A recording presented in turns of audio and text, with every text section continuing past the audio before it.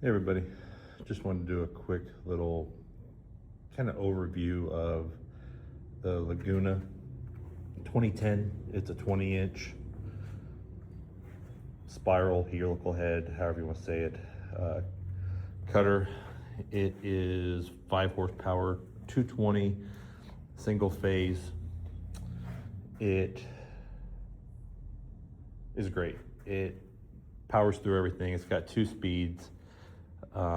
I have to do some maintenance on it here soon. I have to pull apart, check the belts, make sure they're tensioned, and then I have to pull the cover off. I'll do that in a video just in a little bit of checking the helical head, because I did find a nail in one of my processed lumber wood from one of my distributors.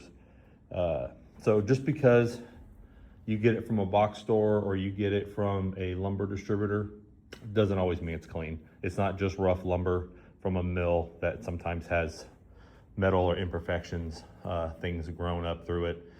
I've seen tools, I've seen hammers, I've seen guns, I've seen coins.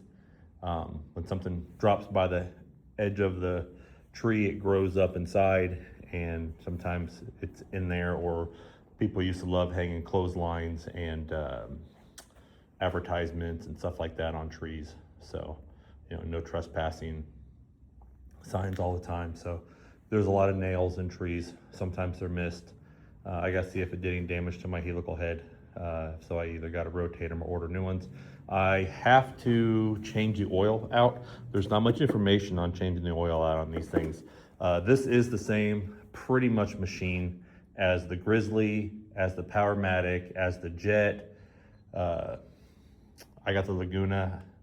I have the 37-inch double drum sander too in Laguna. I like them. If I can fit a Laguna, was it 12-foot sliding table saw in here, I would, but it shops about 1,500, 1,600 square feet. It's a little small to do that. If I had about 2,000, 2,500 square feet, I would definitely get one.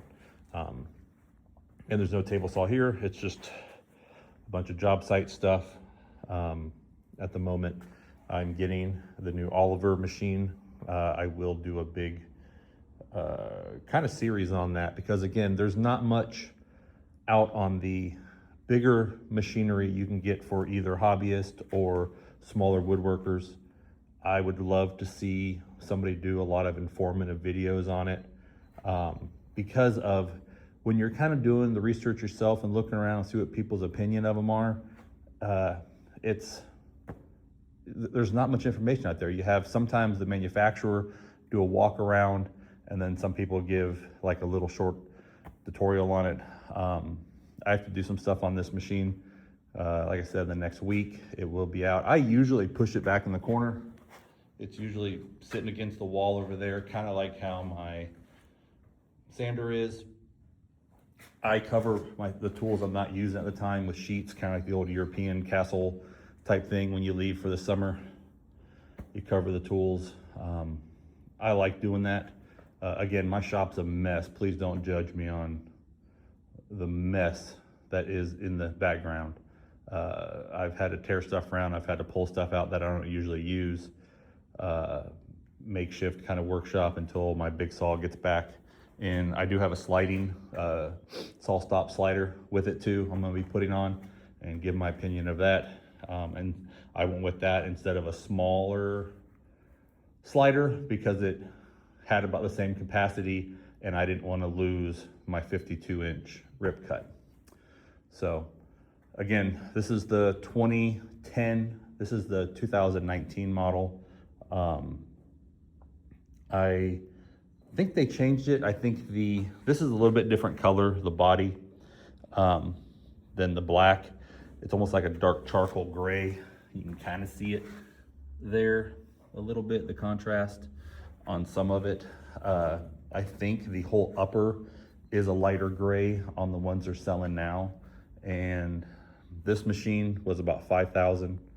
I actually got this machine used for a very good price, about half of that, from somebody that had to move.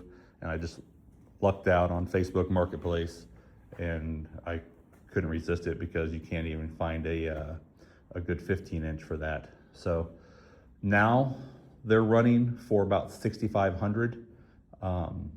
They've bumped up a lot in the last couple years, but if you have to get a bigger machine, they're great. I love I utilize this a lot when I'm running doors through, if I'm running board through.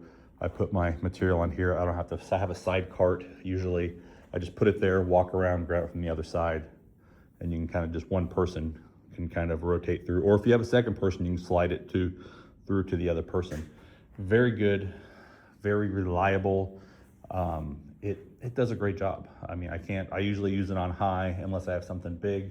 You can adjust your rollers under here, front and back, to where if you're running, you're supposed to leave them a little bit above if you're doing rough cut lumber, that way it rolls better. And if you're doing like S3S already, or even if you have it on the joiner and then you run it and you have a smooth side down, you can drop the wheels, that way it kind of pulls across the sled. Again, I use that 3M material when I'm using my stuff, and it slides amazing. I think they redid the package, and I think this is the new package.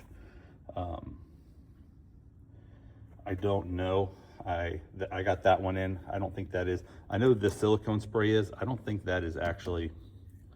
That's easy to remove. So yeah, I don't think that's actually the can I'm supposed to have. So great, but this is what usually I use on it. I use it on all my tools. I use it on my bits, my table saw. It's pretty good. You just spray it on your bed, and then stuff just glides through. It's almost like playing air hockey with stuff. I'll start it up here.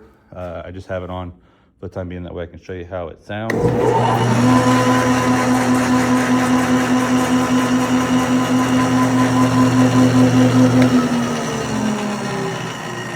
And it snows when you turn on. I don't have it on dust collection right now, so I just pushed it over there and plugged it in, that way you guys can hear it.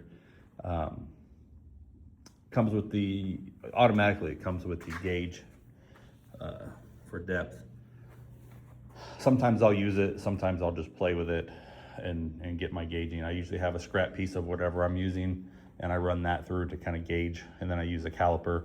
I think that's a little bit more reliable. I'll send my test piece through first. I usually have one or two little pieces of it, maybe like a 2-foot piece.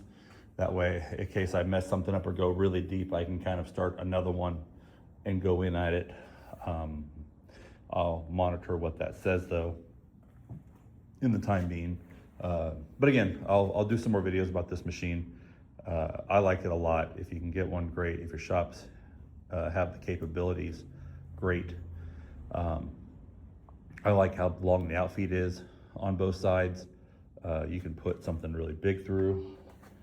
I'll measure it out for you. I think it's almost 4 foot.